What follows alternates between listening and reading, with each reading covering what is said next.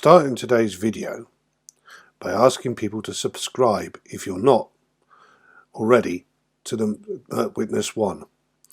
Now, Witness 1 is a guy who's been in the front line with Timothy Homseth for quite some time, and he is the guy who's going to be on the ground live streaming the Field McConnell sentence. But also the latest video is very important, and we'll go there now.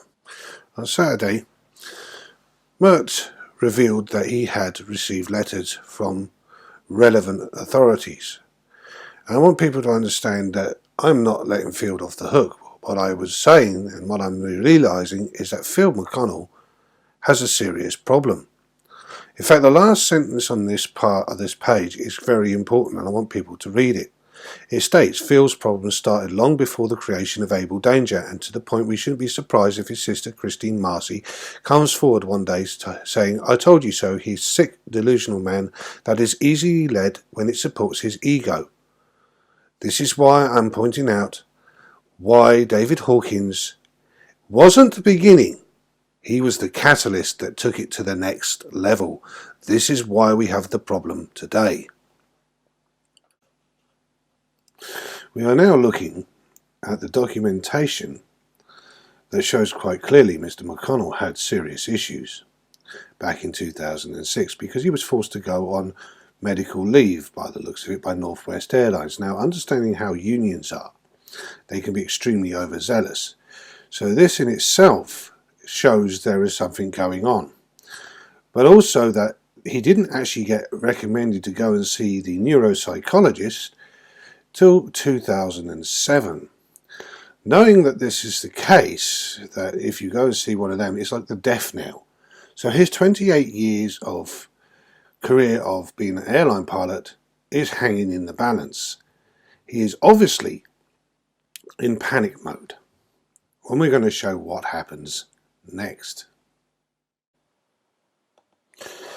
I have here a blog that I found which is relevant, and it's in here as information that explains a whole lot of what was going on. Remember, McConnell is now in panic mode. So here it's quite clearly written in this paragraph. On December the 4th, 2006, Phil McConnell called a medically retired United Airlines captain and chatted with him regarding the fraudulent bankruptcy involving United Airlines. This is Captain Dan Handley. He called him again on 5th December 2006 and again on December the 6th, 2006. With 3 days of trust, he offered to join his cause as an expert witness for the events of September 11, 2001.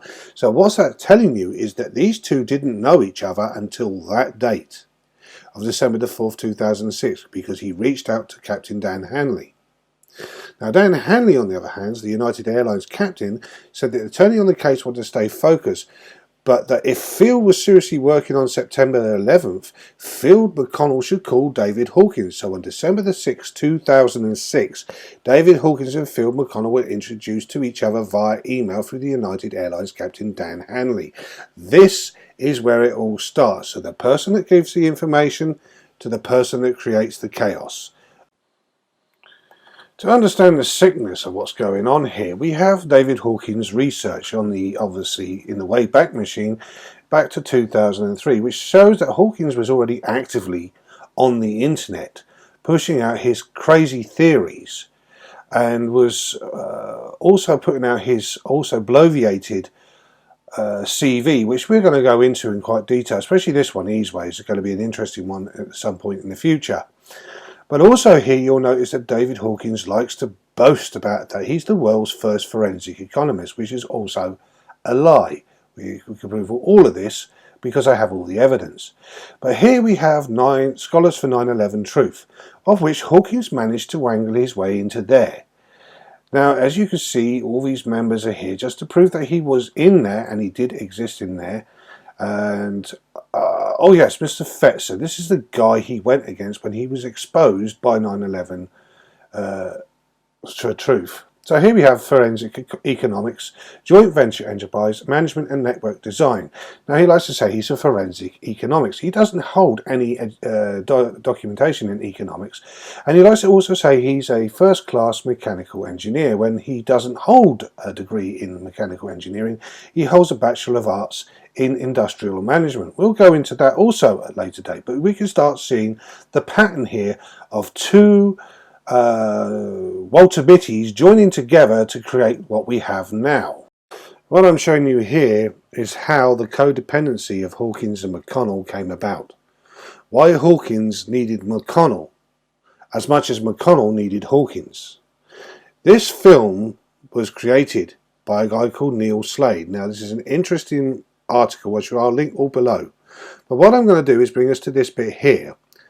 Captain Sherlock Solves 9/11 was a film that I made after I became interested in the September 9/11 events in 2006. I had watched the documentary by Stephen Jones, physicist, and soon after introduced myself to Dr. Jones through email. After a short correspondence, he personally asked me to join a professional non-public 9/11 discussion group.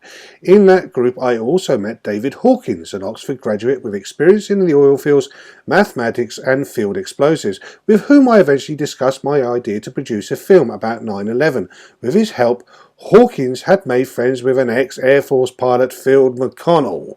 And I believe an interview with McConnell would have made a good film explaining some alternate ideas about the events of 9/11. In other words, Hawkins needed McConnell in order to help him get his crazy theories put on film.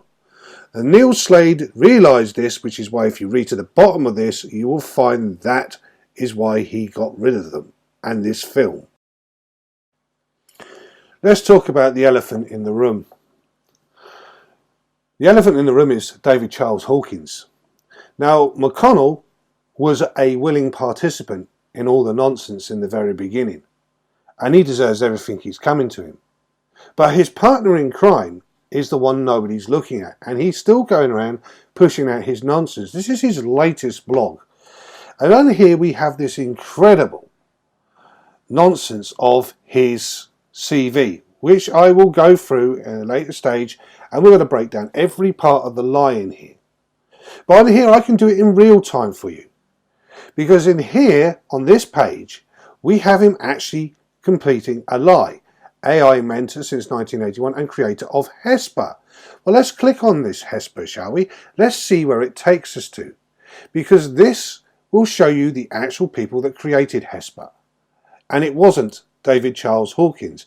Here is the people: Brit Oil, RCA Pavaro, and J.A. Lee of Brit Oil. These were the people that created HESPA. Nothing to do with Hawkins. The only thing that Hawkins had anything to do with was his company at the time was contracted to work with them. That's it. That's the only part to it. And here we have him talking again about Starnet, pig farm killers, BC, and now he's also trying to bring into the missile carrying proximity fuses on the Iran plane shooting down. I mean, this is lunacy.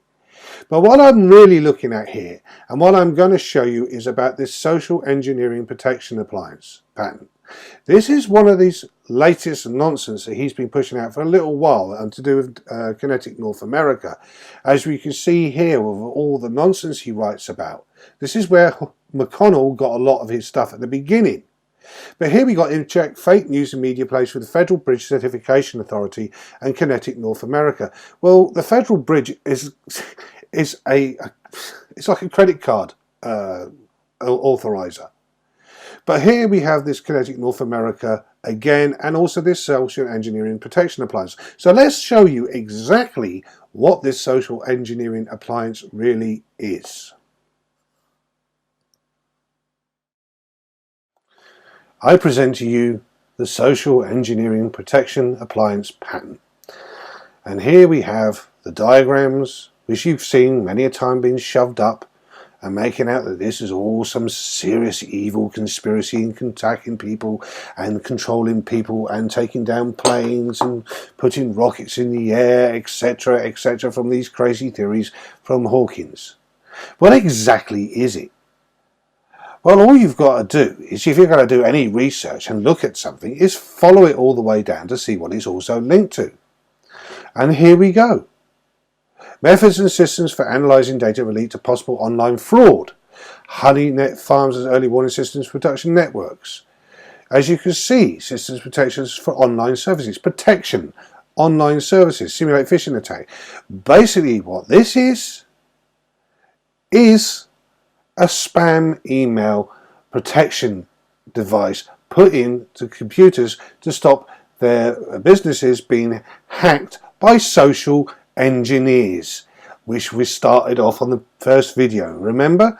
So we have the motive, the timeline, and how the fact is these two serial fantasists with their egos created all this nonsense online based on Hawkins' wild whacked out theories and McConnell's personality of wanting his ego stroked all the time. Both of these individuals should be sitting behind bars, not just the one. Unfortunately, the other one seems to have escaped for the time being, but I am going to carry on exposing this fraud and liar for what he is, because without him, McConnell wouldn't have existed, and without McConnell, Hawkins wouldn't have existed. And unfortunately, this is the situation we have, and this is why we must not lose sight of the real brains behind Able Danger versus the mouthpiece, because all McConnell is the mouth, but Hawkins was the brains.